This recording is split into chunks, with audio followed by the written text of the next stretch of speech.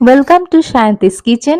আজকে আমি আপনাদের সামনে আবারও একটা মাছের অন্যরকম রেসিপি নিয়ে কিন্তু হাজির হয়ে গেছি।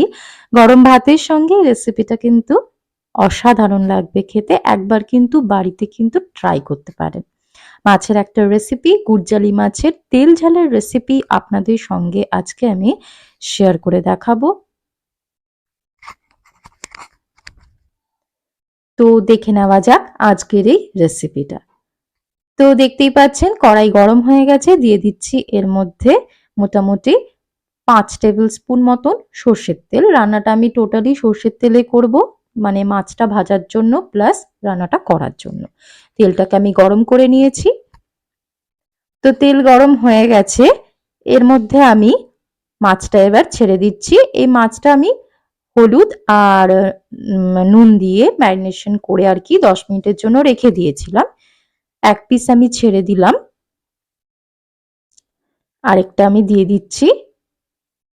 এই মাছটার একটা বিশেষত্ব হলো এই মাছটায় কোনো কাঁটা থাকে না, সুতরাং বাচ্চারা আর যারা মাছ খেতে চায় না কাঁটার জন্য তারা কিন্তু অবশ্যই খেতে পারে।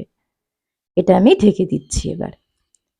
তো দেখতেই পাচ্ছেন এক পিঠটা হয়ে গেছে, অপর পিঠটা কিন্তু উল্টে নিচ্ছি। লো ফ্লেমে আমি মাছটাকে কিন্তু ভেজে নিয়েছিলাম, দিয়ে আবারও এটা আমি ঢেকে দিচ্ছি।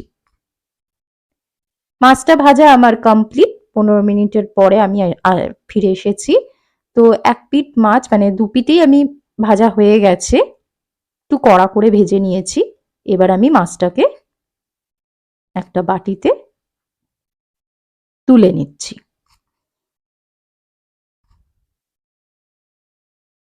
ওই একই তেলে আমি একটুখানি দিয়ে দিয়েছিলাম কালো জিরে, সেটা আমি দেখাতে ভুলে গেছি, তার জন্য আমি দুঃখিত। কালো জিরেটা একটু গরম করে নিচ্ছি।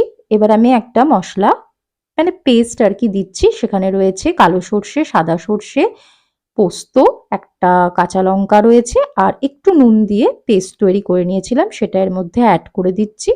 খুব ভালো করে কিন্তু এটা কষিয়ে নিতে হবে।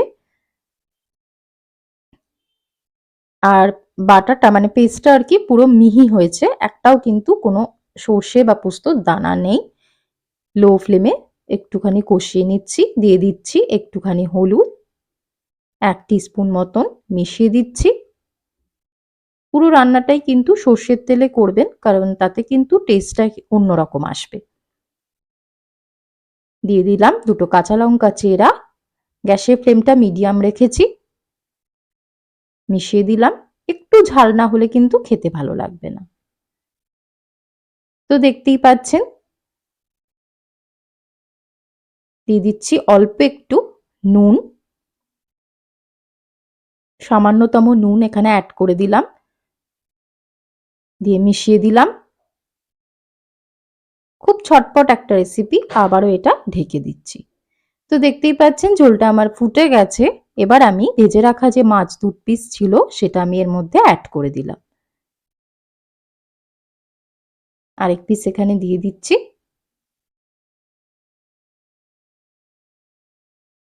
দিয়ে আমি ঝোলের সাথে মাছটাকে মানে ফুটতে দেবো। আবারও এটা আমি ঢেকে দিচ্ছি।